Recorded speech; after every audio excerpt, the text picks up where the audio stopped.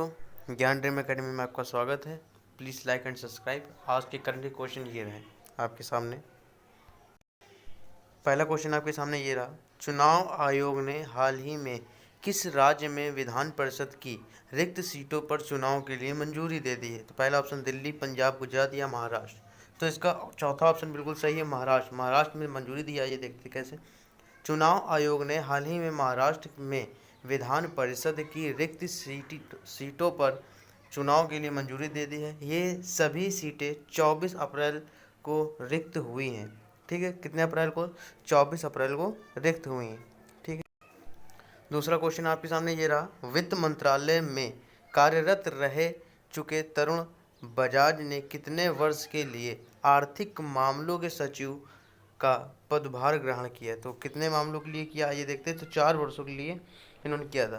तो वित्त मंत्रालय में कार्यरत रहे चुके तरुण बजाज ने 4 वर्ष के लिए आर्थिक मामलों के सचिव का पदभार ग्रहण किया। साथ ही वे प्रधानमंत्री कार्यालय में अतिरिक्त सचिव रह चुके हैं। ठीक है, वे 1988 बैच के भारतीय प्रशासनिक सेवा अधिकारी भी रहे हैं। ठीक है, आगे बढ़ते हैं। अमेरिकी अंतरिक्ष एजेंसी नासा ने चंद्रमा की सतह पर ले जाने वाले मून लैंडर के कितने डिजाइन को चुना है? तो 3 डिजाइनों को चुना उन्होंने।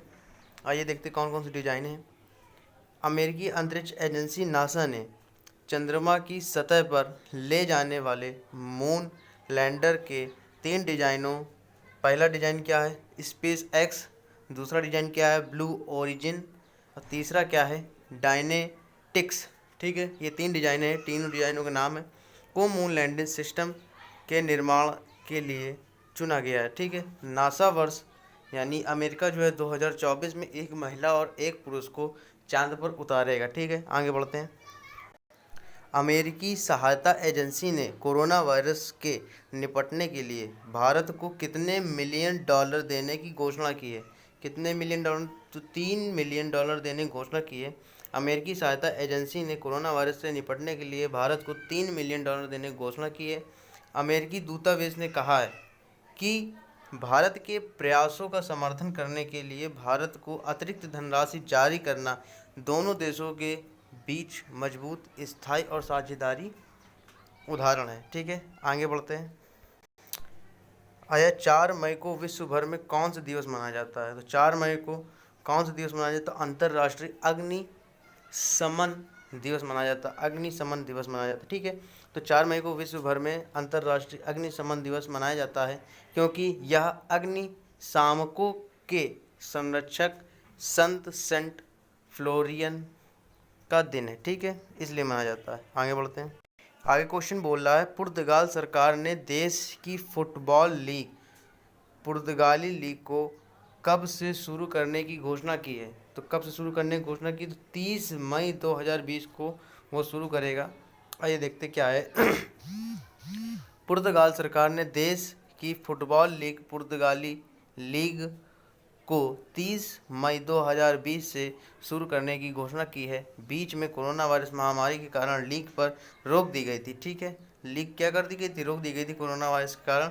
लेकिन अब वो कितने तारीख शुरू होगी? 30 मई 2020 को शुरू हो जाएगी। साथ ही देश की सरकार अब भी स्टेडियमों में संक्रमण रोकने के लिए किए गए उपायों पर निर्भर करेगी। ठीक है, अभी भी क्वारंटाइन किया जा रहा है जहाँ स्टेडियम्स हैं।